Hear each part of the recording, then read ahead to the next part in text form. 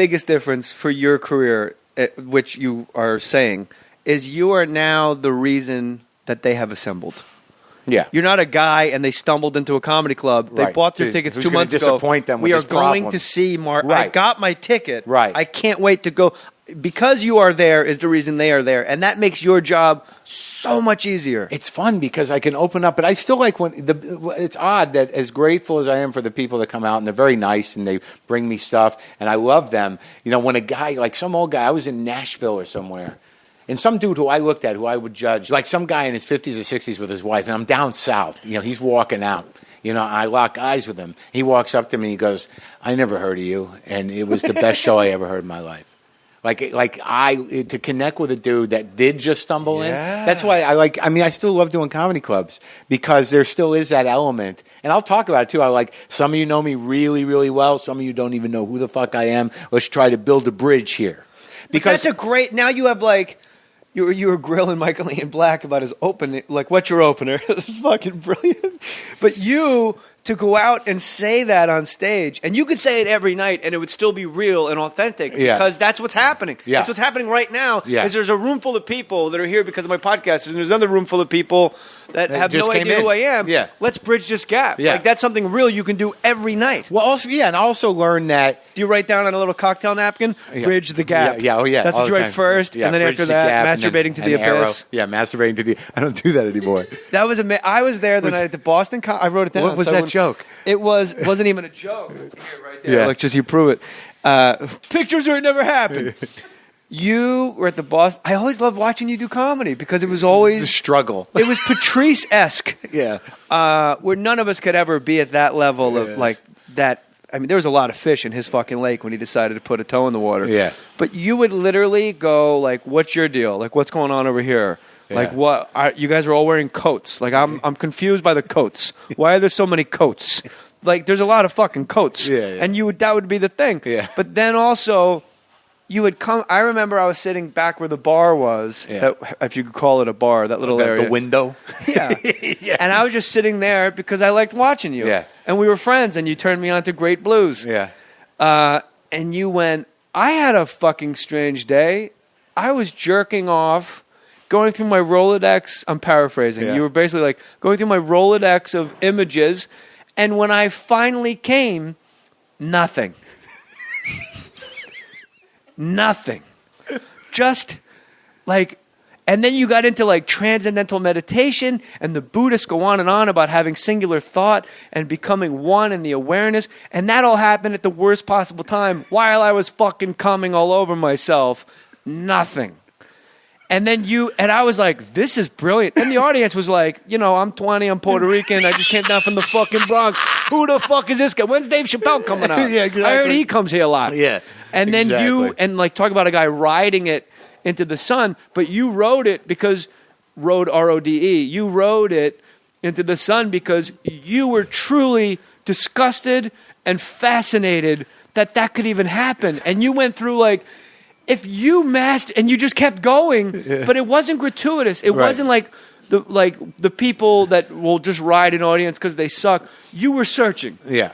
Like, what the fuck does that mean? I came to a blank tabula rasa. Like, you were bringing up old psychology shit from Boston University. BU or BC? BU. BU, like, you're bringing tabula rasa, like blank slate. I literally came to nothing. Yeah. There is something wrong. And the audience is like, we guess, move it along. And you're like, no, I can't. And I wrote it down before you came here. Jerking off to the abyss. Like, these are in my notes. Like, I remember going, wow, and you were brave. Yeah. And I admire you for being so brave. I was always the lowest common denominator guy. Yeah, but the weird thing is you say that, but like, I don't know, until even like a couple of years ago. First of all, I was consumed with fear and anger and on stage, and I'm not sure I ever really trusted my ability to naturally get a laugh. That there was always this part of me that like I had to push and push and push and challenge and challenge and challenge until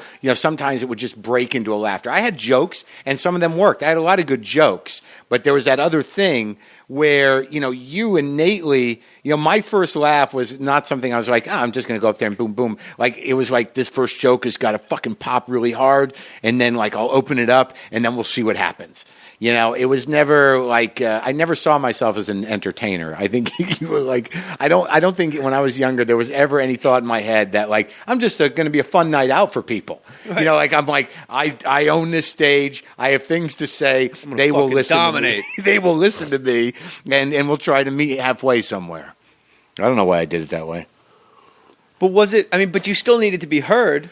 No, I think that was all of it. It was sort of like, I needed to be heard, and I think I thought myself I thought I was challenging. Like, I was going to tell you, though, like, for years, I really thought, like, at Luna Lounge and stuff, I insisted that, I was bitter, I was angry, and I would get up on stage and I would just fucking, kind of yell and scream about shit, and people would be excited and they'd laugh at it.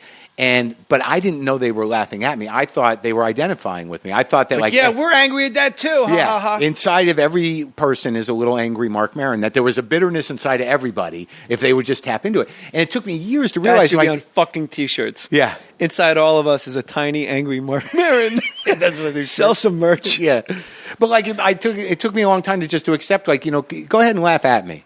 Yeah, however you get the laugh, you can have it. Like, I lost a lot of self-importance. Like, I thought, like, don't laugh at me for the wrong reasons. Laugh because you identify with me. But if people are like, this guy's fucked up, and they're laughing because of that, good. Yeah. Good. Go ahead. And that was sort of the beginning of the fear going away. Like, get whatever you're going to get. A big sea change for me was because now there are rooms where you can go and be the type of, I guess, alternative, there always have been there. But now it's people go specifically to, like, Uncab and Upright Citizens Brigade, and there are shows where a guy like me, a hack from way back, I can come in and show, like when I did Doug Benson's show at UCB, and when I did that show with you and Jeff, to me it's like, I'm now getting invited to your parties. Yeah.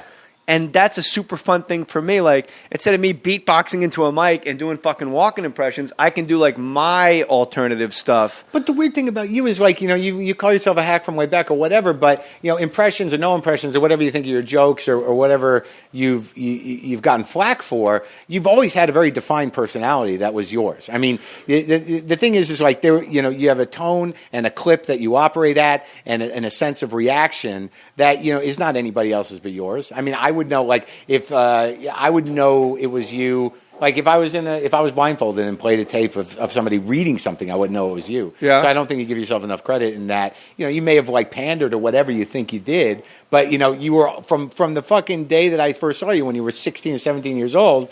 I mean, it was definitely you. I mean, you're still you. So I think you ought to, I'm just trying to give you a little, don't beat yourself up so much. Thanks. But now at 41, I think is when you're going to unload the baggage now. Yeah, like, now's when I'm really me. Yeah.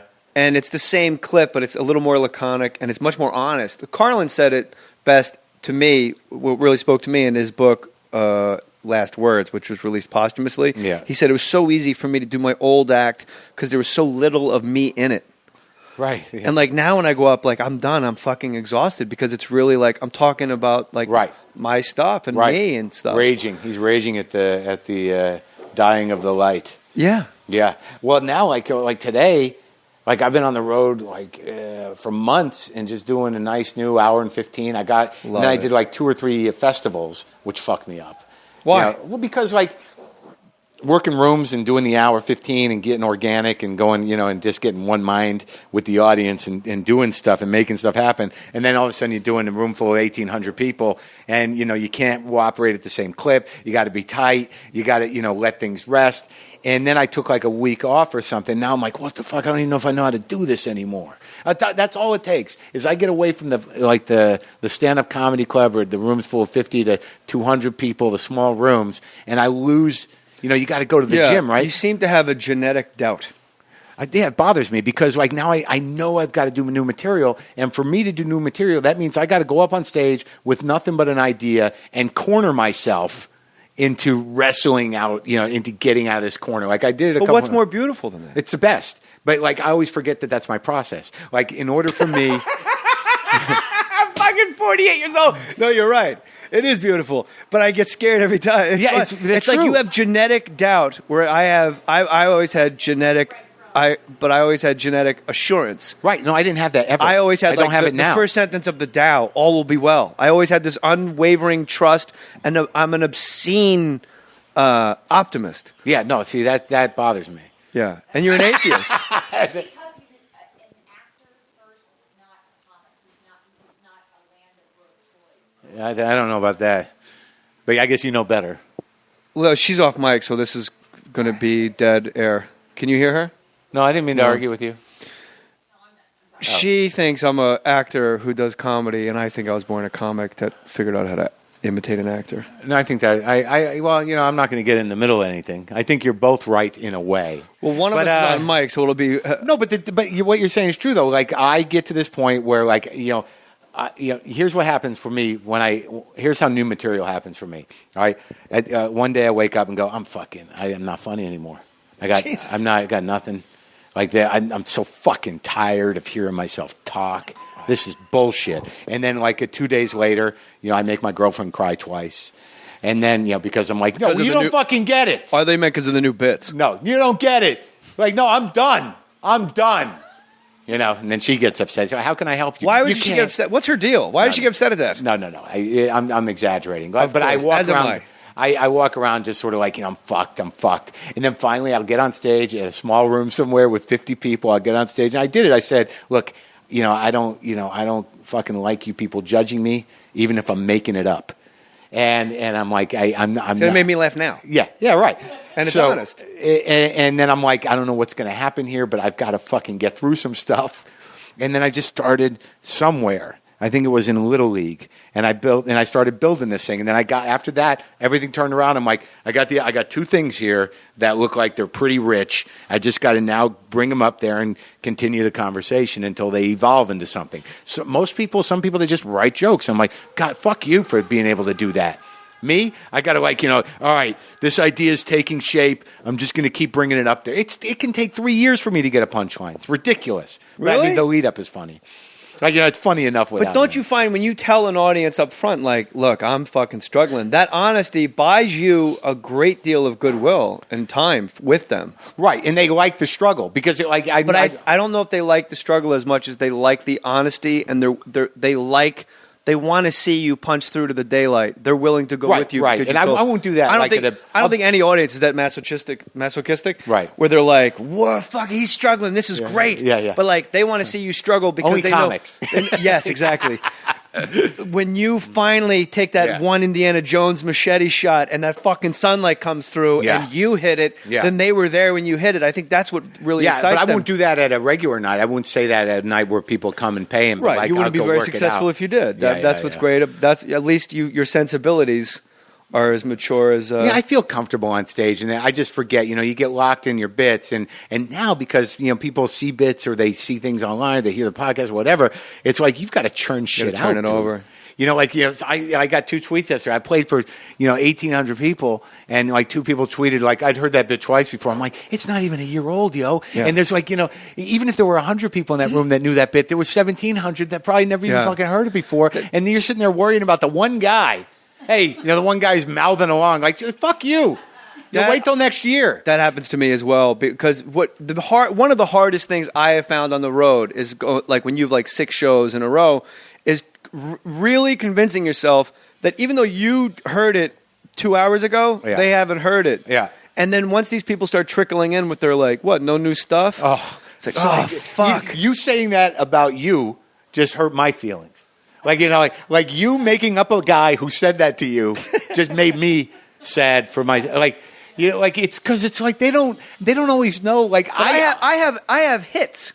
I'm like the Eagles, and they demand to hear Hotel California. I don't have when that. I hit the stage, they start going walking through Tracy. Yeah, everybody's going to get pregnant tonight. And they all laugh. And they're like, Tracy. I'm like, I just did Tracy. No, fucking Hotel California. LA Impression's a rough racket. It is a rough racket because I go out and I'll open with walking. And then there's this weird thing in the audience that settles over them well, now what is he going to do? Yeah. But to me, that's that's my high wire act of well, watch, I'll show you. Yeah, I don't I can impressions is because that crosses this line into almost it's a skill.